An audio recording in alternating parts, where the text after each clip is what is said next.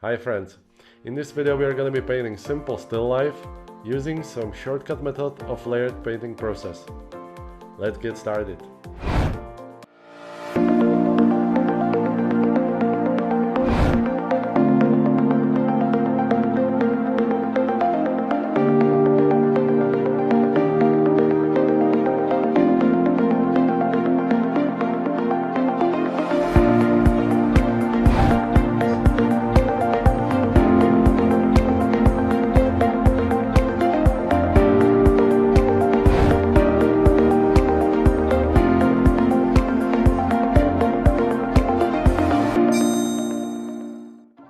Welcome to the oil painting video workshop for beginners. The video introduces you to a simplified version of the layered painting technique and teaches you how to realistically model three-dimensional objects.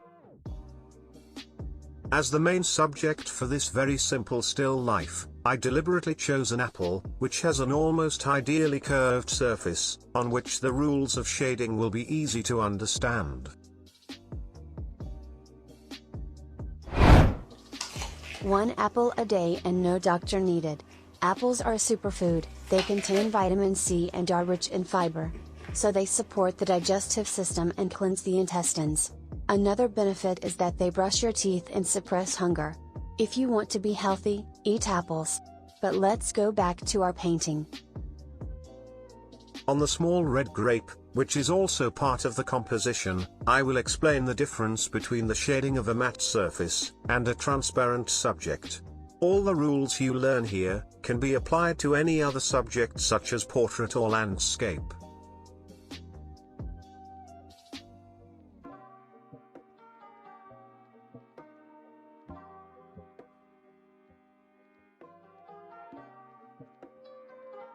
This painting was made on a canvas with a fine texture. Of course, you can completely prepare the canvas yourself, but I recommend not wasting valuable time preparing the canvas. Buy a stretched canvas or board from your local art supplier. Pre-prepared canvases are usually already provided with a layer of acrylic gesso. Nowadays, the acrylic gesso have to some extent replaced the traditional ground, which was prepared from white chalk, or flake white. To achieve the desired smoothness of the surface, it is necessary to apply another 4 layers of gesso to the canvas. After drying, each layer must be sanded with fine sandpaper. Always apply the layers of the gesso perpendicular to the previous layer. Because it's water-based, a hairdryer can be used to speed up drying. Before you start painting, it is good to remove the white color of the canvas. This first layer of paint is called an imprimatura. Once again, we will use modern materials and replace the classic oil imprimatura with acrylic paint. In principle, it is not an underpainting as such, but only a preparatory base layer of paint.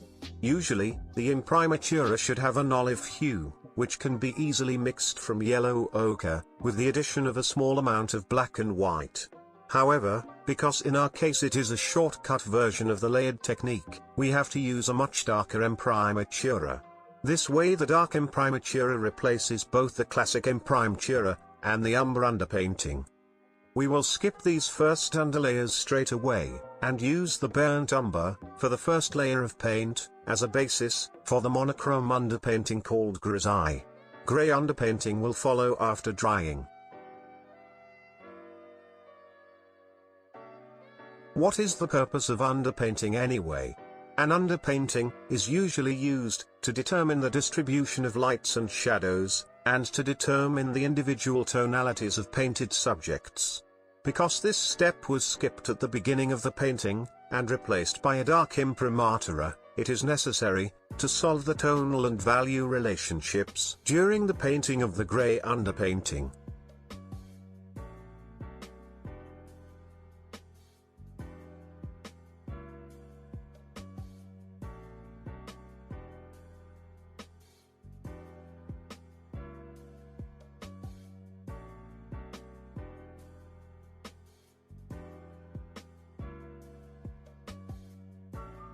The first oil layer of our shortcut method is a grey underpainting called grisaille.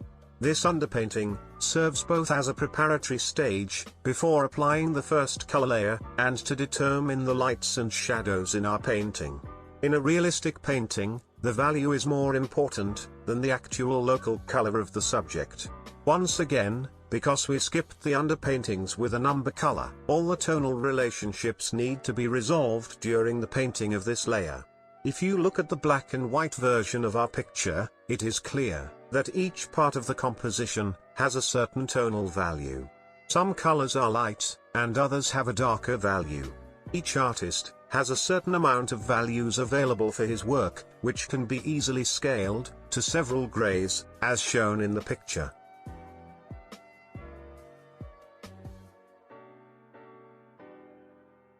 As you can see, every change in the inclination of the plane to the light source is also reflected in the change of the value.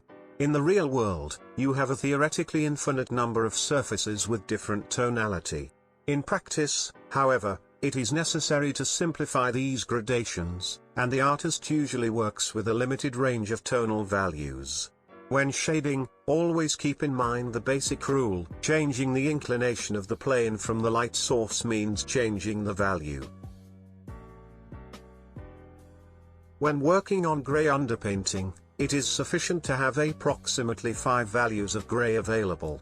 These shades, later during painting and mixing with each other, will create additional values, which will expand the tonal range of the entire painting.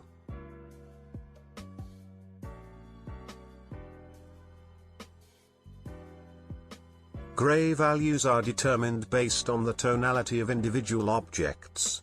The color for the gray underpainting is a simple mixture of white and raw umber. The darkest hue with a tonal value of 18 is created only by raw umber, without the addition of white. Because the previous underpainting with burnt umber is missing, it is necessary to create a map of tonal values that will correspond to the values of local colors. For example, the illuminated part of the apple has a hue of 5 according to the gray scale. The background has a tonal value of 12, the apple in the shadow has a value of 15, etc. I almost always start the work by filling in the largest areas. So, I usually start with a background, and move on to the front plan. I apply the paint in such a way that I do not completely cover the warm underpainting, which is found under the gray color. The translucent warm hue thus enriches the cool colors of the top layer of paint. The background has a certain tonal gradation, and does not have the same value in the whole area. You can notice that the background on the left side is a bit darker than on the right side. This gradation creates a contrast to the objects in the foreground. The illuminated part of the apple contrasts with the darker background, making the apple stand out better in the whole composition. Once again, what is the purpose of this underpainting anyway? We use the monochrome gray underpainting as a preparatory stage for the subsequent application of color layers. The key function of this underpainting can be found mainly in the halftone, where the grisaille can later remain almost uncovered with top layer of paint. The translucent gray cool tone causes the colors to have lower chroma, thus simulating the loss of light in the half-tone. In the place where light passes into shadow, the grisaille is usually repainted only with a weak layer of paint, or sometimes not at all, as needed. Another function of the gray underpainting is to build texture and pasty deposits of paint before applying color layers. It is always best to start painting the individual objects of the composition with the darkest values. So in the case of an apple, I first simply painted the whole area in the shadow. In comparison with the dark value, it is then possible to more accurately estimate other values in the light part of the apple.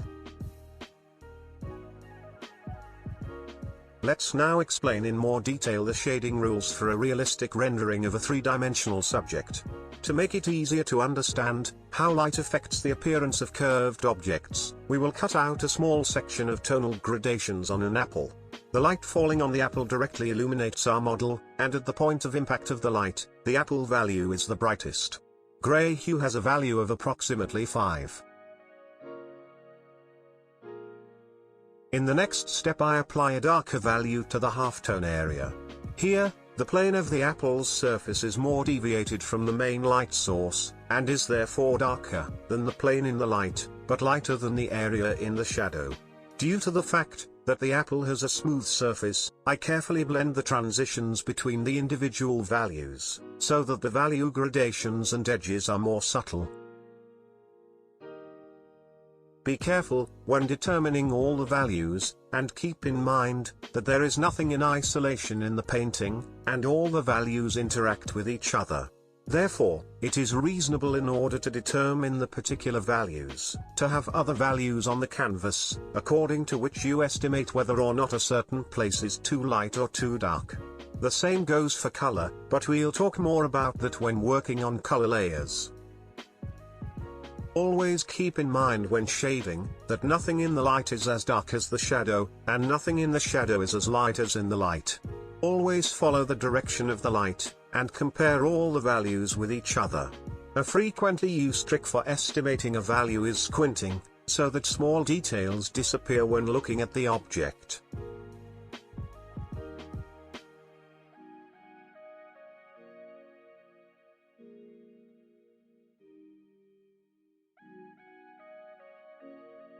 The paint for the gray underpainting is applied in thicker deposits in the illuminated parts of the model. Conversely, in the shadow, in more translucent layers, so that the warm underpainting shines through as much as possible.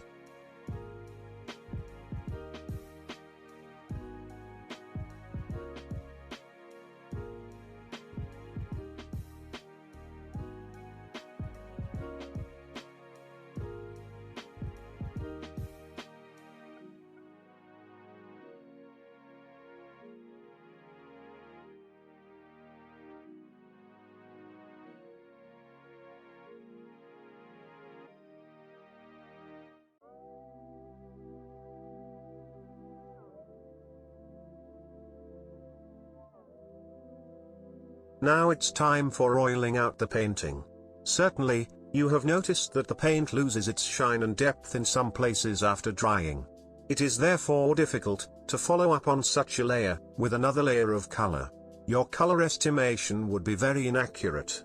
It is therefore necessary to restore the original gloss and color. For these purposes, I use classic linseed oil. Apply a small amount of oil by hand, or brush to the canvas, and spread thoroughly over the entire surface, or the area where you will paint. In general, adding oil to the paint layers is undesirable, so wipe off any excess oil after applying it. Only a thin layer of oil remains on the surface, which restores the color to its original optical properties. I start working again first by painting the background.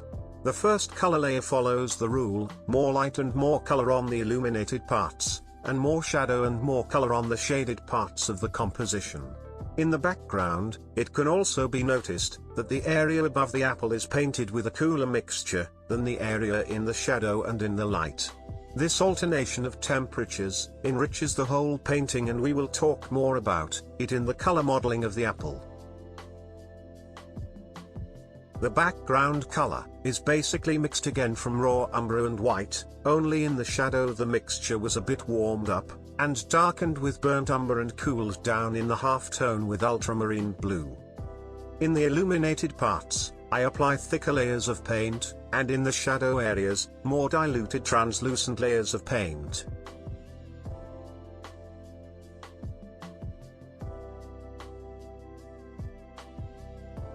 For the painting of an apple, tablecloth and the wine grape, I mainly used these colors: cadmium yellow deep, ultramarine blue, alizarin, cadmium red deep, and 3 shades of gray, which I have already used for the gray underpainting. The color of the apple in the light must have a warm hue, because it is illuminated by a warm light source. The local color of the apple is warm yellow-green. Cadmium yellow deep has a warm hue but too much saturation for the first color layer, so I will add a small amount of gray with the same tonality to the yellow color. This will slightly reduce the chroma, and at the same time the resulting yellow color will have a greener hue, corresponding to the desired color of the apple. By slightly dimming the saturation, I can increase the saturation in the next color layer as needed. In general, the first color layer is always a little less saturated than the second color layer. Applying the color over the gray underpainting is governed by the following rule. On the illuminated part, use a color a bit lighter than the previous gray underpainting. In shadow areas, use a bit darker color than the previous underpainting. By mixing a small amount of blue into the local color, I will cool the initial color slightly. This color is then suitable for the area in the half tone. We know from a previous explanation how light affects values on a curved surface. Let's now include changes in color.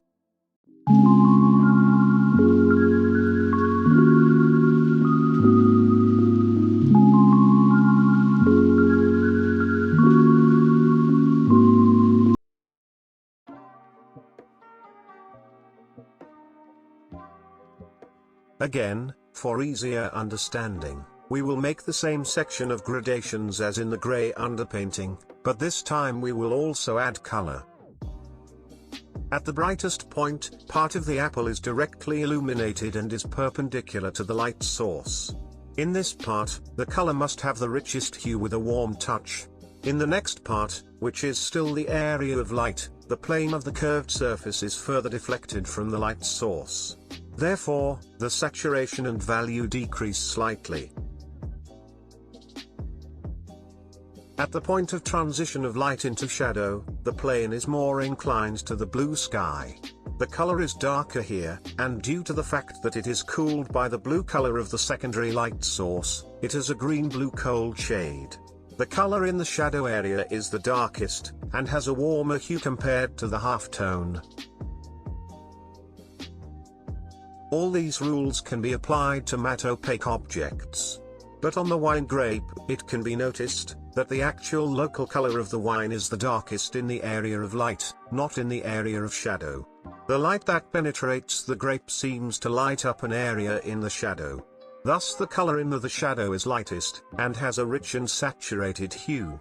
The matte coating, in which the wine is wrapped, follows the rules of shading the matte object. That is, a light value and high saturation on the illuminated part, and a dark hue and low saturation on the part in the shadow.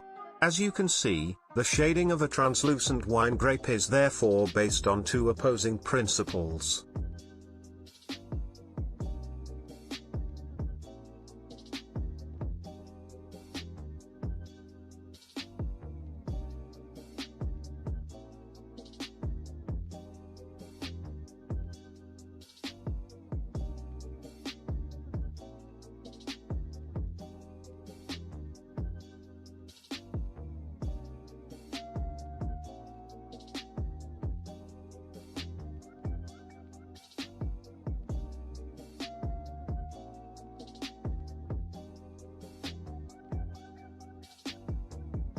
The mixture for the color of the wooden tabletop is mixed simply from yellow ochre and white.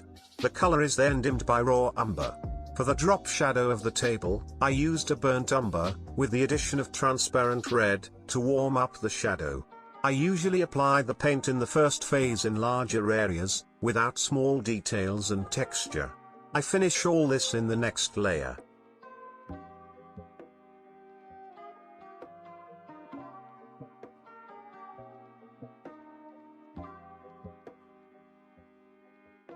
For the color of the tablecloth, I used mainly cadmium red deep and alizarin crimson. In the area of the shadow, I dimmed the color with a burnt umber and small amount of black. The tablecloth basically has only two color planes. In the area of direct lighting, the red color is the richest and warmer, compared to the color of the tablecloth in the shadow.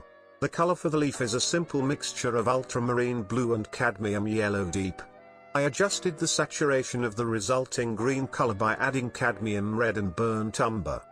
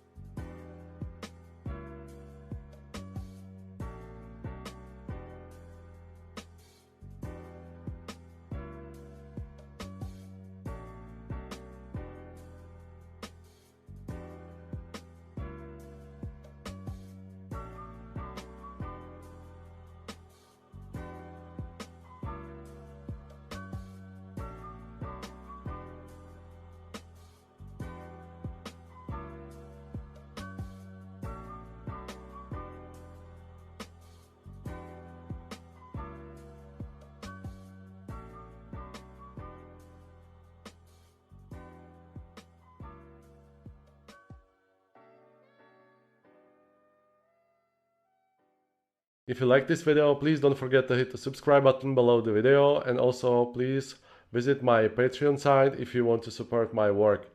Thank you so much for stopping by, and see you later. Bye.